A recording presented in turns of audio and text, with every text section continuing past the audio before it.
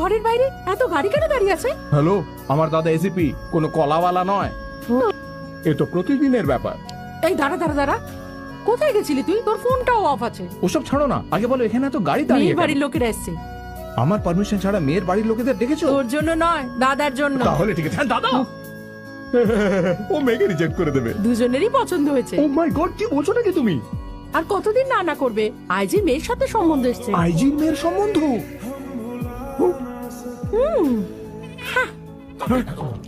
এবার শুধু একটা শুভ লগ্নের অপেক্ষা। তো ঠাকুর মশাই বলুন। দেখুন, পরের মাসের 20 তারিখ খুবই ভালো লগ্ন রয়েছে। জুতা নেই। কিন্তু আমার অসুবিধা আছে। আমিও এই বাড়ির একজন সদস্য, আমাকে না বলে সম্বন্ধ পাকা করলে কি করে? এবার আমার কি হবে? ও আমার ছোট ছেলে। ও আচ্ছা, মানে ওই আকামের ছোট ছেলে তুমি? তোমার ব্যাপারে সবাই বলছে তুমি কোনো কাজের নাও। তোমার ব্যাপারে সবাই বলেছে যার বাড়িতে ভালো করে মালিশ করা হয় সে তুমি। আরে তুমি করছো নাকি? ওর কথা কিছু মনে করো না, তুমি নিজের লাঠির মালিশ চালিয়ে যাও। সব গন্ডগোল হয়ে গেল লাকি। এবার আমি কোন মুখ নিয়ে বাইরে যাব? এই শোন, বেশি কথা বলিস না। আমি জানতাম তুই কিছু একটা করবি, তাই আমি আগে থেকেই সেট করে ও নিয়েছি। মাই গড, ও তো আমাকে মেরেই ফেলবে। এই গাড়িটা কার জানিস? এসিপি সাহেবের। আর আমি হলাম ওর হবু বউ। চল যা এখান থেকে যা। আরে আমি একে সত্যিটা কি করে বলবো? ছাড়লে আর কথা বলবো। একে ছেড়ে রাখলে বেশ কয়েকটা মার্ডার করে দেবে। ওকে শান্ত করে নিয়ে নিজের বাড়িতে নিয়ে যাও।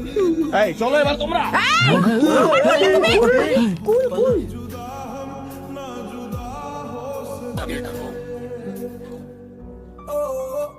আসছে। যাও না।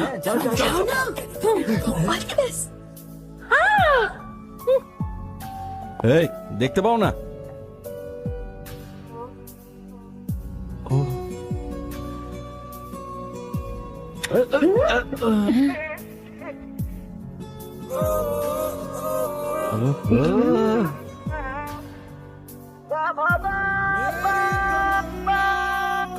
এতদিন কোথায় ছিলে? তোমার মন চুরি করার অপেক্ষায় ছিলাম। কেন? যেমন তুমি আমার এখন হাতের উপরে আছো, আমি কি তোমার মনের ভেতর আছি? আমার ওয়ালেটেও তুমি আছো। কত কিউট লাগছে না?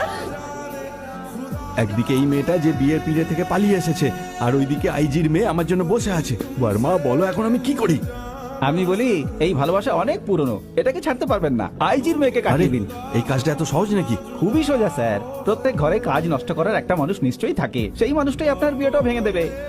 ওটাকে আমার ভাই? হ্যাঁ স্যার, শুধু ওই এই কাজটা করতে পারে। স্যার তাড়াতাড়ি গিয়ে ওর পাটা ধরুন। আরে বাপরে, ইডিয়েট! আজ অব্দি ও আমার সাহায্য নিয়েছে, আর এখন আমি ওর কাছে সাহায্য নেবো? সময় এলে গাধাকেও বাপ বানাতে হয় স্যার।